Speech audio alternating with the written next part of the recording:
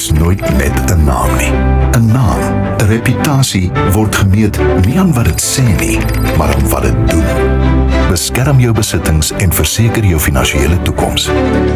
Kontak ons.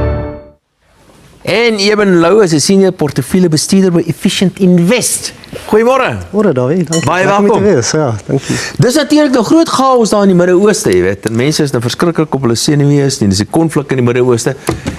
Moet die mense senuweeagtig wees?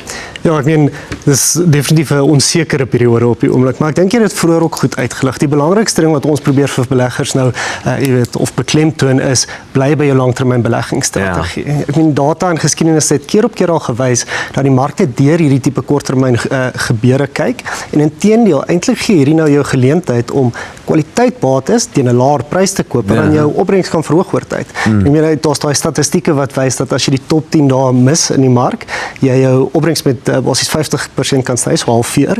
Maar 'n ander gedeelte van daardie data wys dat omtrent 50% van die top dae juis gebeur gedurende periodes van markstres of onsekerheid. So bly by jou beleggingsstrategie.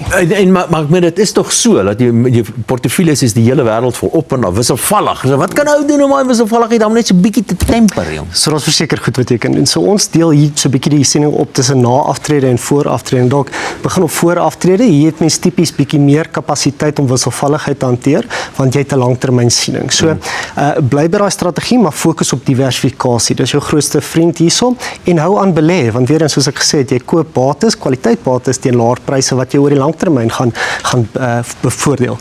Die na-aftrede kant is dalk bietjie meer waar beleggers bekommer, want hierso is inkomstevoorsiening die grootste fokus. So as 'n wisselvalligheid is almal bekommerd oor, gaan ek my inkomste kan kry? So ons implementeer hierso 'n silo benadering in ons portefeuilles, waar ons die portefeuilles opbreek in 'n korttermyn komponent wat bietjie meer konservatief bestuur word, en daai inkomsteonttrekkings kom spesifiek net uit die korttermyn komponent uit, terwyl die ander gedeelte, die langtermyn komponent, jy kan toelaat om te groei en jy weet, kapitaal by te voeg oor tyd. En dan dalk ook om te noem wat ons baie doen is verskansingsfondse byvoeg. Jy weet, as 'n stabiliteitskomponent in portefeuilles. Dis daai ongekorreleerde opbrengs wat verskansingsfondse vir jou kan gee en wisselvalligheid beheer. So daar's 'n paar maniere om hierdie wisselvalligheid te bestuur. Dit hang af waar jy is in jou lewe. As jy 'n tipiese jonger belegger is, kan jy 'n bietjie wisselvalligheid vat, en jy kan dit bestuur hierdie sogenaamde silo benadering. Het jy vir ons nog 'n paar wenke?